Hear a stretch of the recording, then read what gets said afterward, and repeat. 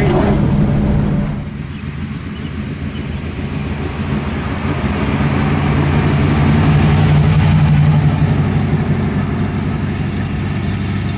Hi, I'm Lou with another episode of My Car Story, and today you can see I'm beaming. I've got Russ Toms with me, friend of the channel. Russ, what year, make, and model is this one? This is a 1965 Dodge Coronet.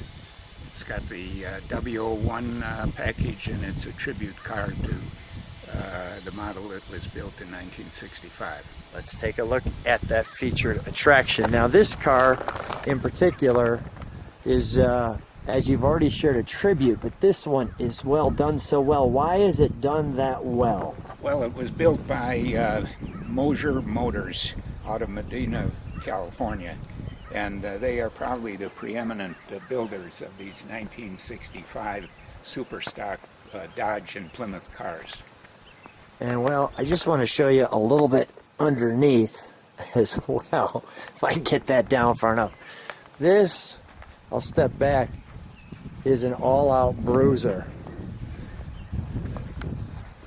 Now, how many of these were originally built? There was 101 Dodges built in 1965 and 101 Plymouths. In 1965, NHRA changed the rules and required the manufacturer themselves to put the speed equipment on the car.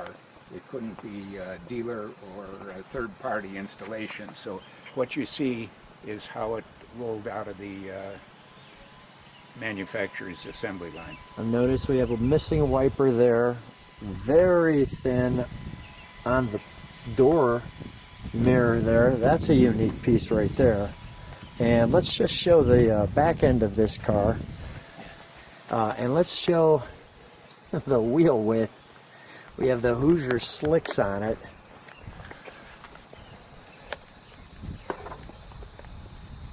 So is this thing street legal? It is street legal, and these cars were built as purpose-driven cars. They were destined for the racetrack, but what makes them unique is that they also were streetable, and that's streetable in all states. You'll see a lot of deletes on this car, and the deletes came right from the factory. Since you're filming the back end, we'll start here with the blackouts for the rear lights. They have no inner fender wells on the wheels. You've got one windshield wiper. There's no badging on the car. Oh yeah, no inner fender wells. We could see that there. No badging on the car. The only distinctive component from the exterior is the size of the hood and a hood scoop. And those large hood scoops were only available on these W01 cars. Gas goes behind the license plate? Yes. Okay. Got it. Okay. And then let's open up the trunk, shall we? Because we got something in there for them. We'll feature that while we're taking a moment. So there's the period correct battery. That's a 72-pound battery. Came with the car, positioned over the right wheel to add traction at the racetrack. And then you can see, how long was the restoration on this one? Here's your factory deletes. It wasn't so much a restoration, it was a build. Okay. And that's what Mosier specializes in. And so he starts with the frame? Do you have to find the frame? Or?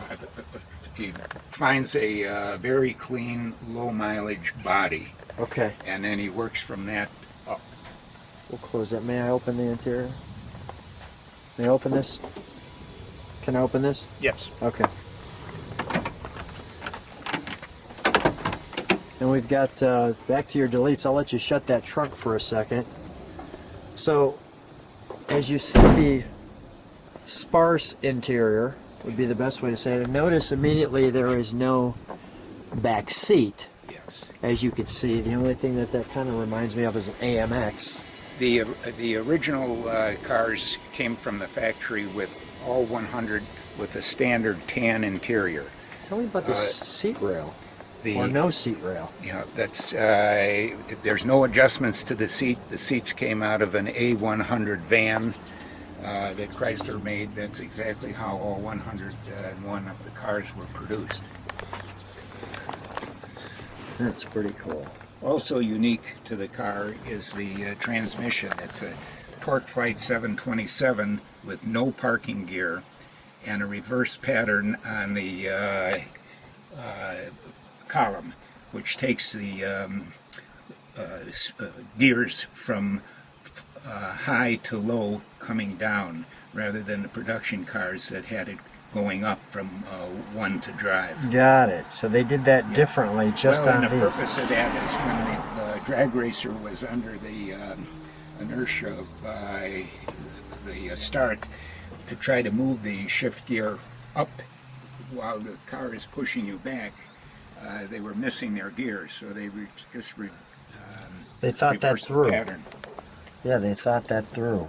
That's pretty cool. Man, this is a pretty stark car.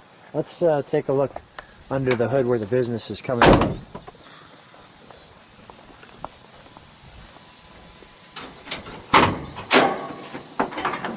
Pretty flat front end for, you know, Yes. for the day. I mean, You know, it looks. they took the bright lights out as a weight reduction issue. Took this section, center section of the grill, cut pieces off, put them here, and crunched them so that it would fit. So I didn't notice that. So usually we'd have 4 lights up here, yes, and only these have 2 lights. only the W01s, these super stock cars, were built this way. And this under here is crazy. Well, you're looking at a race Hemi engine, a cross-feed intake, which is made out of magnesium. Up through 1964, this was an aluminum part. They went to magnesium because that took an extra 15 pounds off of the front end weight. The heads are stage 5 heads that are made out of aluminum. Wow. And the water pump is aluminum. So the combination of those 4 pieces took about 150 pounds off of the front end of the car. Wow. That is a lot of weight savings. That notice is kind of interesting on the air cleaner. It indicates that the conventional Chrysler warranties don't apply to this car. We're taking away all warranties if Yes. you drive this thing. That is great. Welcome, driver. We are giving you nothing if you drive this beast off the lot. It's all you now. Yes. That is fantastic. Now, let's. I'm noticing just the configuration there too. You've got them kind of Yes, it's diagonal. It's a cross ram, this carburetor feeding this bank of pistons, this carburetor feeding this. And Isn't that interesting? the science in that is that by taking the gas and giving it a longer travel pattern before it gets into the cylinder, mixes it better and gives you a more powerful explosion when a spark plug does ignite it. Sounds great. Let's hear it. We'll let it idle, and Mopar by Mosier there. Got it.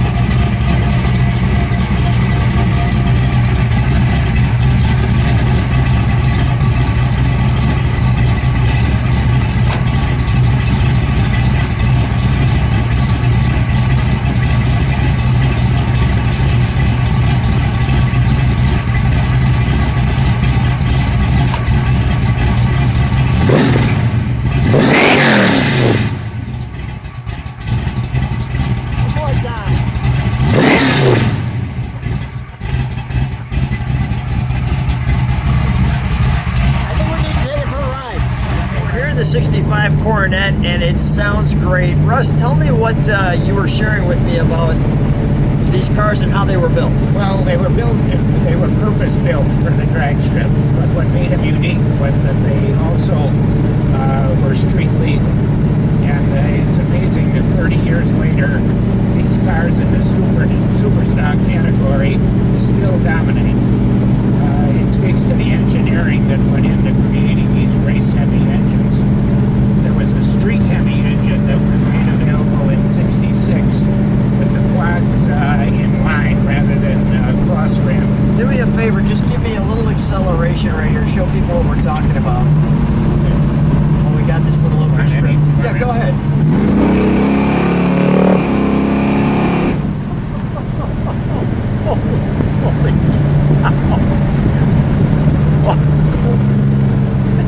We both smile. We can't help it. Wow. And you were sharing there's no parking brake.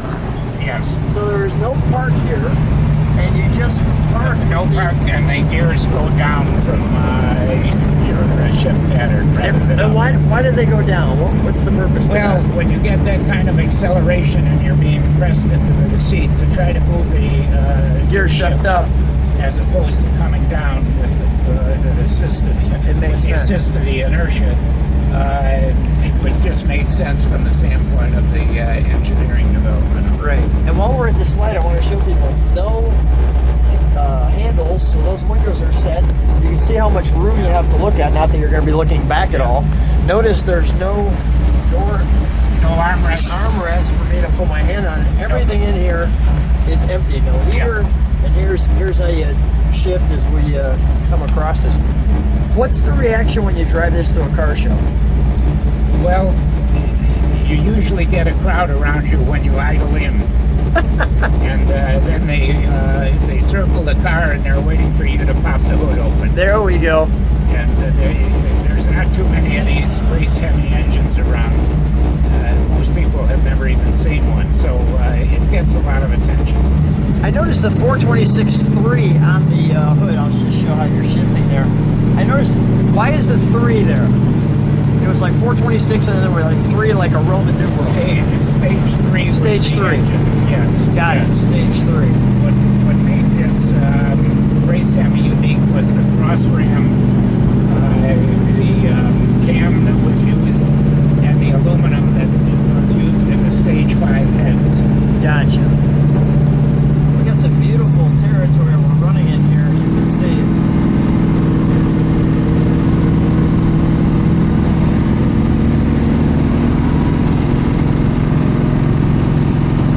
It just sounds dangerous, which is what we love. We both laugh. We both love that. Yeah. Just right. Just right. You can even see the dark clouds starting to form behind in front of us.